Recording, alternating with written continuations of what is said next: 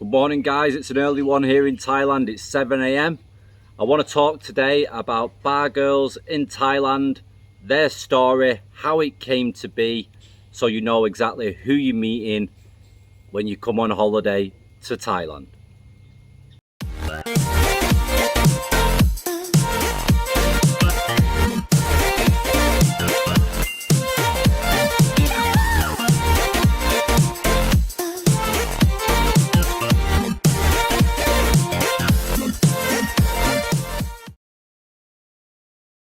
So guys, if you're a subscriber, welcome back to the channel.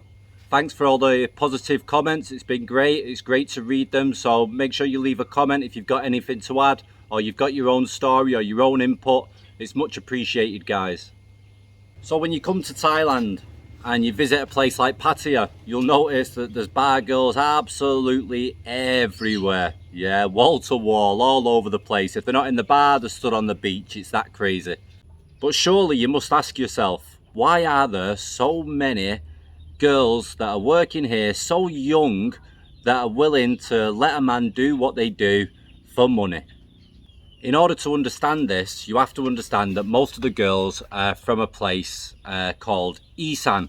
Isan is a very, very large place in Thailand, which is full of many different provinces, and the majority is extremely poor. It's built up of a farming community, a lot of farmland here, a lot of farmers. So there's a lot of poor villages, nothing much to do.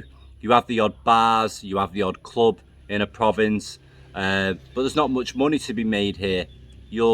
If you know anything about Thailand, you'll know that Thai people have to travel to places like Bangkok for work, and they'll work there for several months and then they'll come back home for a little bit and then go back again. So a lot of Thai people do travel quite far for work.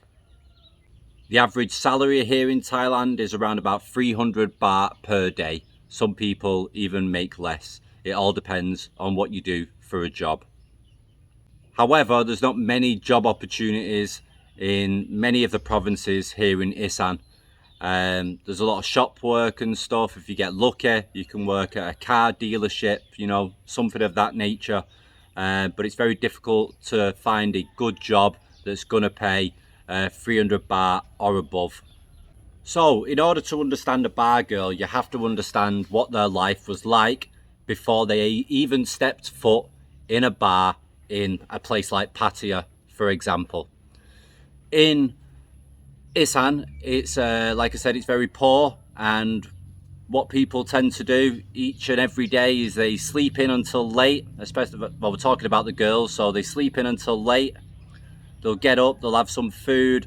On an evening, they will socialize with groups of other Thai people. They might meet up at a lake or a local hotspot or at somebody's house. And you'll normally see at least 4 or 5 of them sat in a group, eating food and drinking beer. So because it's so boring here, guys, people fool around a lot. You know, the Thai guys jumps from woman to woman, etc. The woman's interested in having a good time. So if you buy them a few beers, a bit of food, you know, one thing leads to another. So a lot of these Thai girls end up getting pregnant very early on. They get pregnant.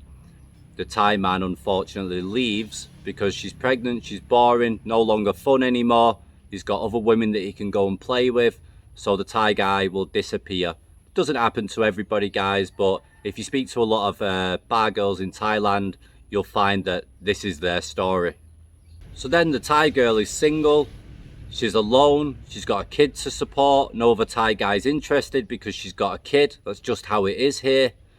She might have a mother and father and a grandfather or a grandmother to support as well, because the children support the parents, because there is no free money in Thailand from the government.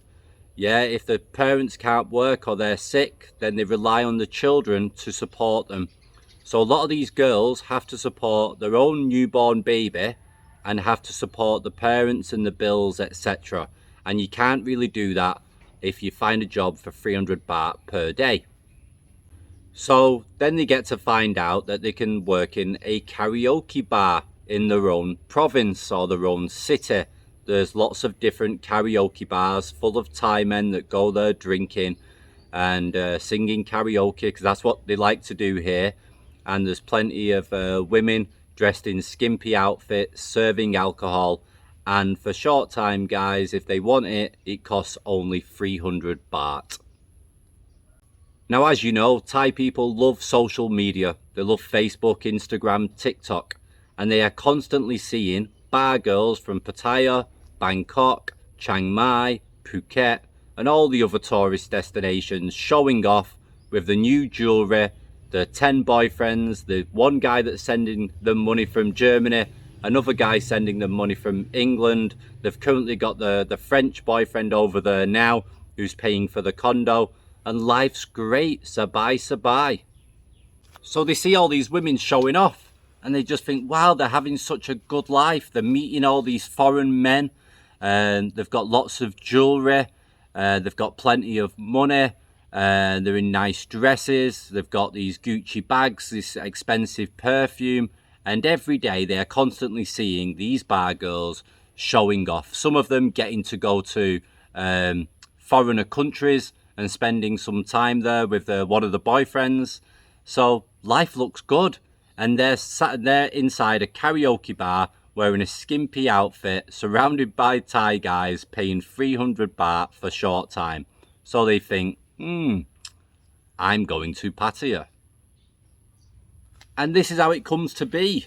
You know, I've when I lived in Bang Saray, Chonburi, which is not far from Pattaya, I spent most of my time in Jomtien because the bars and the place there is not as overcrowded as Pattaya is.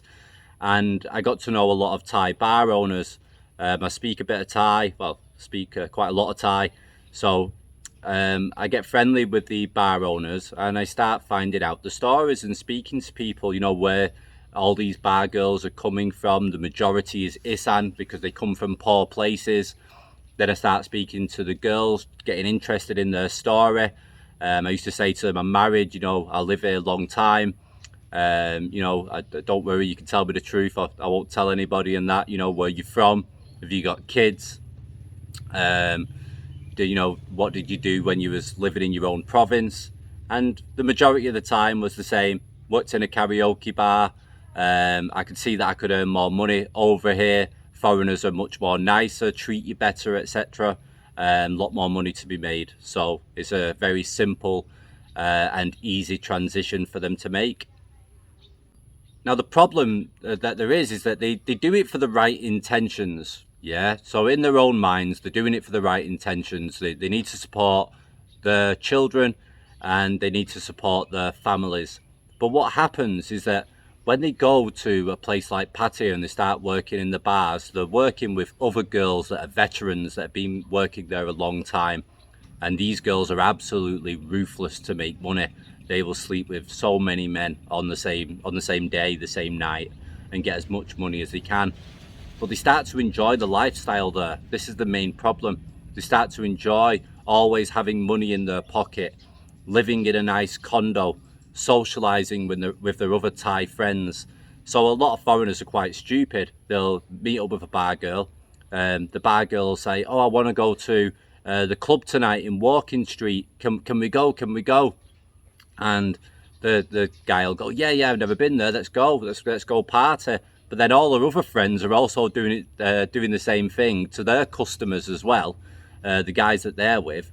So they all get to meet up in the club. So then all the dopey foreigners are all buying them beers and letting them have a good time. And then the girls are all just partying together, getting other guys' numbers, line IDs, etc. Basically setting up the next one that they're going to jump onto when this foreigner buggers off and leaves them. So when you're drinking every day, you're partying, you're meeting different foreigners that are buying you different things. Then you start to accumulate boyfriends from many different countries that are all sending you money, and they're due to come over. One's coming over in March, the other one coming over in August.